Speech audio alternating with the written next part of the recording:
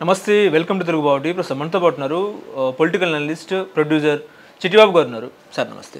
నమస్తే సార్, రేపు AP CM Chandrababu Naidu Delhi వెళ్ళబోతున్నారు. అదేవిధంగా ఎల్లుండి ప్రధాని నరేంద్ర మోదీతో ఆయన భేటీ అయ్యే అవకాశం ఉందని టీడీపీ వర్గాలు అలాగే సీఎంఓ చెప్తున్న పరిస్థితి.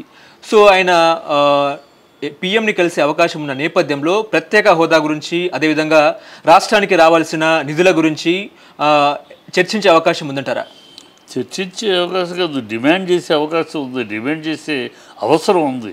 ఇవాళ ఫస్ట్ టైం ఆంధ్ర రాష్ట్రం పుట్టిన తర్వాత ఇంతవరకు స్పెషల్ స్టేటస్ అనేది ఒక అందాన్ని ద్రాక్ష పండుగాను దాని మీదే 10 ఏళ్ళుగా జరుగుతూ ఉంది.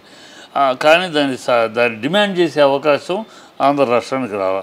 2014లో చంద్రబాబు ఉన్నప్పుడు రాలా. ఎందుకంటే వాళ్ళు బీజేపీ ఏకపక్షంగా 298 సీట్లు వచ్చినాయి. సో వాళ్ళే సింగిల్ లార్జెస్ట్ కనుక వాళ్ళు చెప్పేశారు స్పెషల్ స్టేటస్ అనేది ముగిసిపోయిన అధ్యాయం, మేము ఇవ్వము, మీకు ఇస్తే 6 రాష్ట్రాలకు ఇవ్వాలి కనుక అది ఇవ్వము అని ఓపెన్గా చెప్పేశారు. తర్వాత 20 సీట్లు ఇస్తే మెడలు ఉంచుతారన్న జగన్ను ప్రజలు గెలిపిస్తే అప్పుడు మళ్ళీ బీజేపీ 303 సీట్లకు పెరిగింది, ఇంకా బలమైంది. అప్పుడు జగన్ మనం వాళ్ళు ఇస్తే దయదలిచి ఇస్తే కానీ లేదా మనం పోరాడి తెచ్చుకునే పరిస్థితి లేదు, డిమాండ్ చేసే పరిస్థితి లేదు, వాళ్ళు సింగిల్ మెజార్టీలో ఉన్నారు, వాళ్ళు ఏమమ్మనేస్తున్నారు అని అసలు చెప్పి ఏం చేయలేని పరిస్థితి అయింది. ఇప్పుడు 2024లో ఇప్పుడు మన మీద ఆధారపడి ఉంది. ఆంధ్ర రాష్ట్ర ఎంపీలు, బీహార్ ఎంపీల మీద ఆధారపడి ఉంది కేంద్రం. కనుక ఇప్పుడు అవకాశం ఆయన బీహార్ అతను డిమాండ్ చేసి 61,000 కోట్లు, 1,00,000 కోట్లు అడిగాడు. ఆల్రెడీ 61,000 కోట్లకి ఇచ్చేశారు రాయితీలు అన్నీ, వాళ్ళకి అన్నీ ఇచ్చేశారు. మనకి ఇచ్చిన 15,000 కోట్లు పచ్చి అబద్ధం.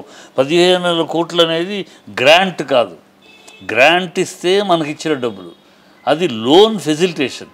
15,000 కోట్లు మీరు అప్పు తెచ్చుకోండి ఎక్కడైనా, మేము గ్యారంటీ ఇస్తాం, అది. అంతేగాని అంటే అప్పు తిరిగి కట్టాలి మనమే.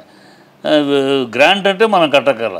15,000 కోట్లు తెచ్చాడు చంద్రబాబు, 15,000 కోట్లు తెచ్చాడు పిచ్చివాగుడు వాగుతున్నారు జనాలు మోసం చేయడానికి, పచ్చి అబద్ధాలు చెప్తే అది గ్రాంట్ కాదు. నిర్మలా సీతారామన్ కూడా తర్వాత ఎక్స్ప్లెయిన్ చేసింది, అది గ్రాంట్ కాదు, అది తిరిగి కట్టవలసిందే రాష్ట్రానికి ఇచ్చే అప్పు. కాకపోతే మేము అప్పు ఇవ్వకుండా వాళ్ళు ప్రభుత్వం అప్పు తెచ్చుకుంటే, ఒక ప్రభుత్వం మాకు అప్పులు ఇస్తారు, వాళ్ళు ఇస్తారు, వరల్డ్ బ్యాంకులో తెచ్చుకుంటే ఇక్కడ తెచ్చుకుంటూ అంటారు. సో దానికి మేము గ్యారంటీ ఇవ్వాలి, ఇస్తాం, అప్పు తెచ్చుకొని మేము ఇస్తాం గ్యారంటీ, అంతే. అది గ్రాంట్ కాదు, అంటే అప్పు తీర్చాలి అని చెప్పేశారు.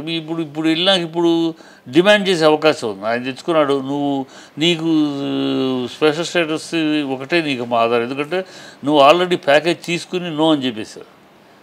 ప్యాకేజ్ తీసుకుని 2016లో ప్యాకేజ్ తీసుకుని 2018లో యూటర్న్ చేసి ప్యాకేజ్ వద్దు అనేసారు. ఇప్పుడు మళ్ళీ ప్యాకేజ్ అడిగితే నవ్వుతారు.